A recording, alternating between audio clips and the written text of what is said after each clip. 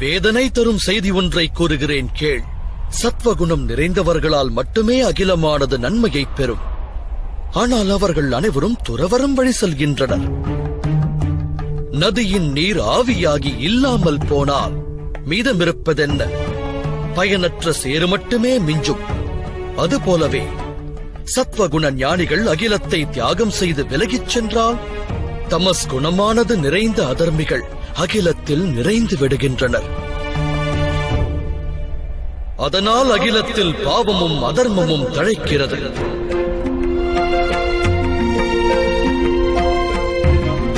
அந்த விசித்திர நிலை உருவாகும் போது கர்மயோகி அகண்ட அகிலத்தை காக்க முன் வருகின்றார்.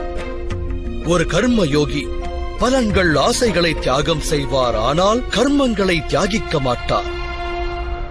அவரை இந்த அகிலத்தில் வாழ்கின்ற சந்நியாசி எனவும் கூறலாம்.